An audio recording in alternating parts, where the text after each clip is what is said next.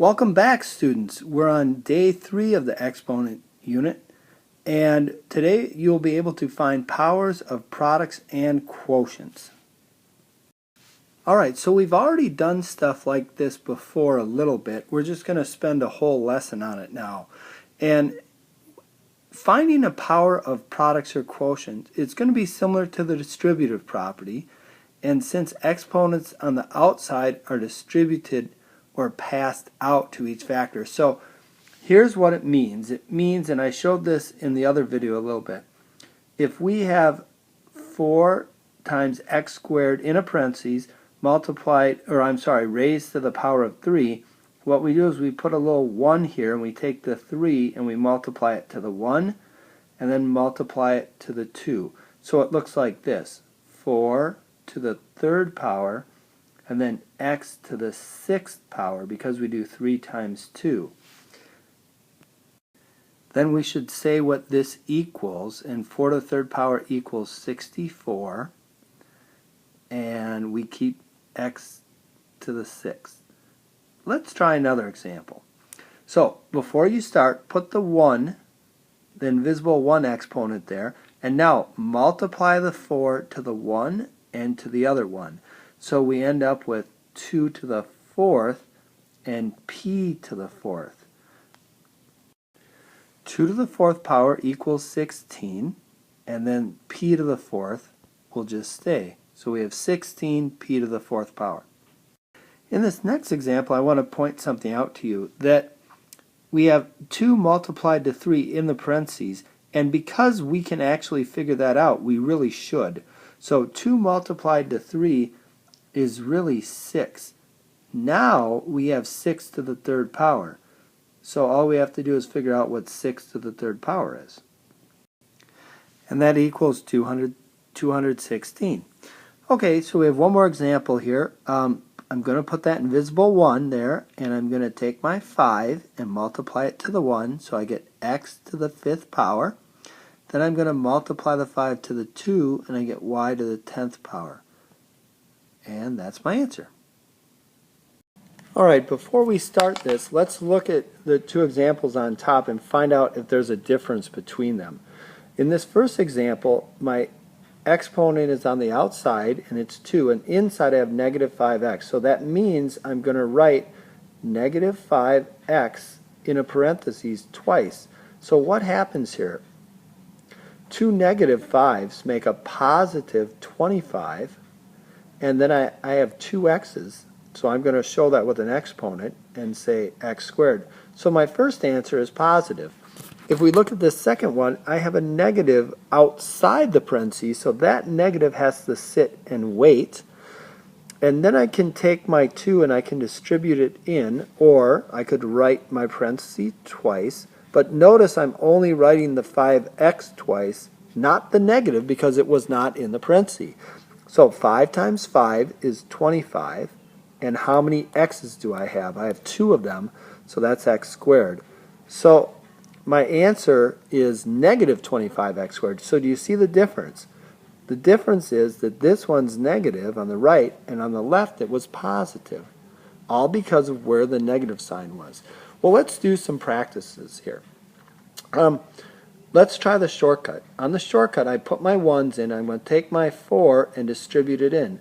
So now, the only thing I have to be careful about is this negative sign. What I want you to do is, if there's a 4 here, take the negative sign and write it 4 times. Now, 2 negatives make a positive. And if I have 2 negatives here, that makes a positive. So now I have all positive. So my answer will be positive. And now I'm going to do 2 to the 4th power, because I have 4 of them, and y to the 4th power. Now I just have to solve it. So 2 to the 4th power is 16, and then I say y to the 4th power, and then that's my answer. Here, it's kind of like our example above. The negative is outside, so my answer will be negative, and all I have to do is take the 4 and distribute it to the exponents. So I'm going to do 2 to the 4th power, y to the 4th power. Now 2 to the 4th power is 16, and then I have my y to the 4th power. So, same answer, except this one's negative. On this last one, I have a 3 here and I have a negative inside, so I'm going to write 3 negatives. Now, 2 negatives make a positive, but oh, look at this. I have 1 negative left over. So this answer will be negative because I have an odd amount. Then I'm going to distribute my 3 to the exponents. And there's an exponent of 1 here. So I get 5 to the third, a to the 6th, because 3 times 2 is 6. And then b to the third, because 3 times that 1 is 3. Now, 5 to the third equals 125. And then I'll copy down my a to the 6th, b to the third. That's my answer. All right, we'll start with a little vocabulary. How do we read these? Here, because there's a parentheses and the exponent's outside, I'm going to say what's in the parentheses, and that's a division problem, so I'm going to use the word quotient. So I would say the quotient of 2 divided by 3 raised to the 4th power. Now here it's different. Here I say 2 divided by 3 to the 4th power. Only the 3 has the 4th power. Because I used the word quotient in the first example, that means I need a parentheses. Here, no parentheses. And a totally different question. Well, knowing that, let's find the power of our quotient, and that's this example. So, what I'm going to do is put my 1s here, and remember what this means. It means I have 3 of these. So I have 3 4s, and I have 3 5s. Okay? So this is 4 to the 3rd power, and this is 5 to the 3rd power. 4 to the 3rd power is 64. 5 to the 3rd power is 125. That's my answer to the first question. Well, I'm going to show you a shortcut. We're going to put our invisible 1s here, and I see I have a 4 here, and I have a negative. So I'm going to write 4 negatives. Now, 2 negatives make a positive. 2 negatives make a positive. So my answer is going to be positive, and now I'm going to distribute my 4. 4 times 1 is 4. 4 times 1 here is 4. So I have 2 to the 4th and over 3 to the 4th. So my answer will be 2 to the 4th is 16. 3 to the 4th is 81. My answer will be 16 over 81. In my last example, I'm going to put my invisible 1s here, and I'm going to remember to distribute this 3 to each exponent.